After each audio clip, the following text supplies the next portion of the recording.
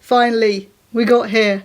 I've finally been able to review Good Boy. This is the 2025 film. This came out for a bit of a limited run actually in my local cinema back in October. I was not able to see it because October I was essentially ill for most of that month, and then it came to Shudder a few days ago. Apologies, I did put up a community post about the review being up on the 21st or 22nd when it came onto Shudder. For some reason my internet connection wasn't being very good, it wouldn't go onto the website itself, so I apologise that this is a bit late, but yeah, I've finally been able to review Good Boy. I've been so excited for this ever since I found out that it was being made. I was very excited for it because of the unique premise and the unique... well, not the premise, but the concept of it is quite unique. So Good Boy follows Todd and his dog Indy as they move into his grandpa's house after he's passed away, only for Indy to very quickly find out that, oh, the supposed haunted house might actually be haunted. So this might be a bit of a short review purely because if it wasn't for, oh, this is a haunted house possession film, but from the perspective of the owner's dog, if it didn't have that sort of gimmick, let's say, if it didn't have that concept, this would just be a by numbers regular haunted house possession film. Like, it needs that added thing onto it to make this unique. Apologies, my voice is a bit shaky.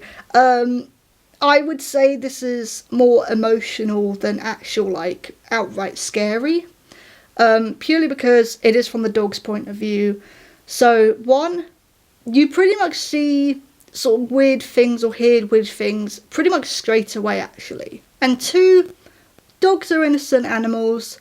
They don't know what's going on. So I did find this quite upsetting, especially in the third act, with that, you know, mindset going into this. You know, they are very innocent animals. They don't know what's going on. All they know is their favourite human has suddenly changed or something's gone wrong.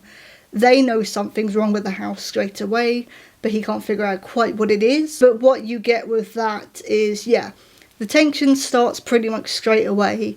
The weird, like, creaking or voices, like the hauntings, start immediately. You don't really get too much time to, like, get into this film. The only things you do get is the exposition around Todd, the human. It seems to imply that he has an addiction of some kind because he's just got out of rehab, and instead of going home he decides that he's going to go to his grandpa's house, who has recently passed away, to, like, I think it's like reconcile with or like understand his passing.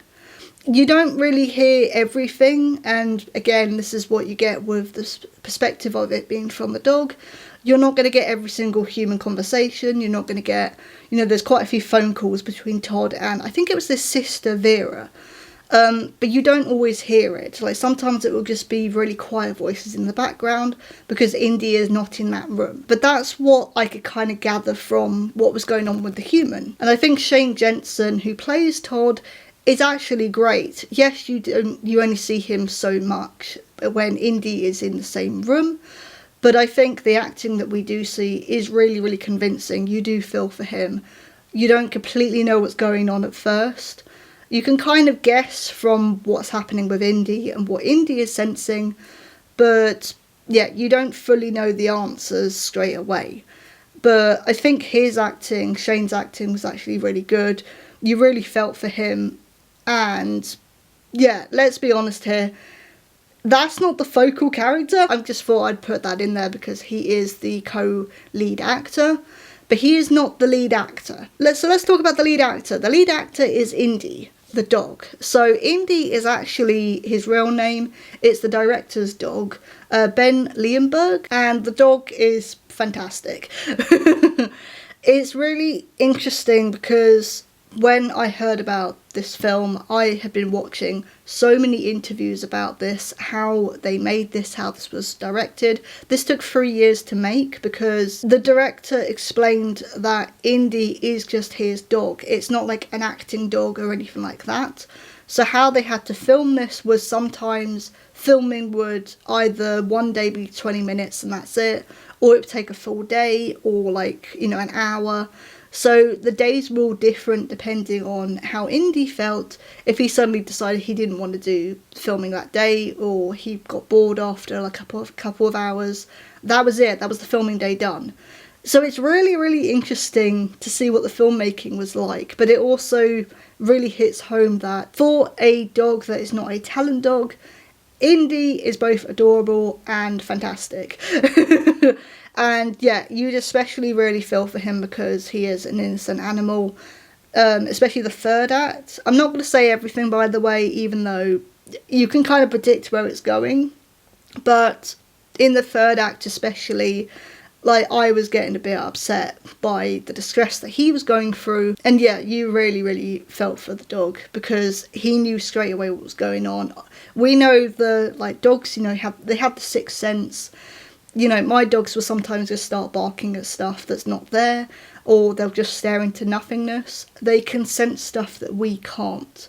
And this film really uses that to its advantage. I will say as well, so when it was in cinema, during the end credits, apparently they did show some making of clips in the end credits. This is on Shudder. Shudder, for some reason, has cut that out of the film. It's not in the film's credits. I was waiting for it and it never happened. So that is a real shame because I never got to see it.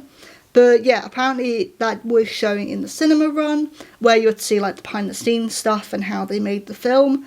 But Shudder, for some reason, cut that out. I don't know why, and it is a shame, really, because it would have been interesting, but also, I know when this came out and when the trailers came out, a lot of people really united together in a way of everyone was asking if you hurt that dog, we will not be happy. So I think it was also another way to show that yes, we didn't harm the dog. This is the director's dog. There is no way he would put his own dog in harm for the film. That's just not going to happen. It was a reassurance, and also it's interesting to see. And like I said, the film is mostly tense throughout, and it never really calms that tension down. Even when there's some quiet moments, or you think the scary moments are gone, or creepy moments are gone, you still feel tense throughout this. And I guess scary is not the right word to use because I didn't find this overall scary, but I definitely found it tense. But there is a couple of jump scares in the third act. There's not too many, actually, which I quite liked. I'm not good with jump scares. But there is a couple of good jump scares, actually, in the third act, which I really liked. They're not anything too crazy, but I thought they were quite fun ones that worked with the film. And then the last thing I want to talk about is actually the sound design and the music, which I thought was really interesting. I don't usually talk about this kind of thing, because unless I think it really sticks out, then I won't usually talk about it. But I think this one was really interesting because it was quite bassy, but it was only there when it needed to be there, especially the music. So the music was quite bassy, only needed to be there when it was absolutely necessary to build up the tension or build up what you think was going to be a jump scare and then doesn't end up being that. It's all deliberate to make you be on the edge of your seat. And yes, I did say that I watched this with my dogs. So I was watching it downstairs and my two dogs decided to come join me and watch it with me. Now my oldest dog, he's not the type of dog to actually pay attention to TV. If he can't smell something, to him it's just not there. So he wasn't really interested in it until the third act when a particular thing happens. But I'm not actually going to go into too much detail. But yeah, he started paying attention in the third act with a specific moment.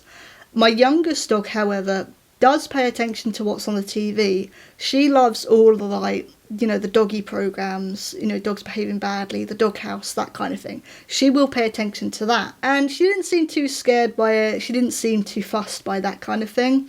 She was going off quite a lot occasionally, playing with her toy and running around and stuff. So it was just when Indy would start whimpering that she'd pay attention.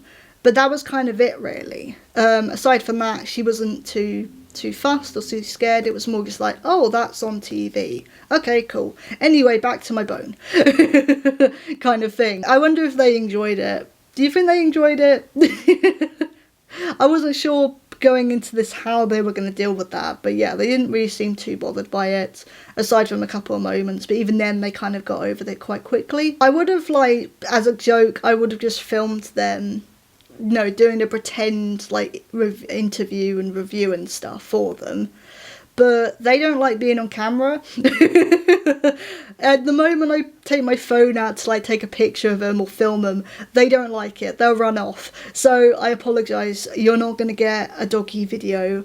I did just film a couple of little clips of me watching the film with them. So I might just include that in here, but if not, I apologise that you're not going to see the floofs. I apologise for that. Well, what do you think? How many woofs out of 5? But this was my review of GoodBoy, the 2025 film. There's quite a few other films called GoodBoy as well, so this was this year's one. I'm glad I finally got to watch this. I really, really enjoyed it, but it definitely needed that extra sort of concept of this is from the point of view of the dog. They definitely took advantage of that because it's a very tense film right from the get-go. And it needed to be, considering the dogs have this supposed sixth sense. It really took advantage of that. Indy is adorable and cute, and I felt really awful for him and was very worried for him quite a lot of the time, and quite tense a lot throughout the film. And yeah, I really, really enjoyed it. But I was Megan, this is Battle Royale with Cheese. See you soon.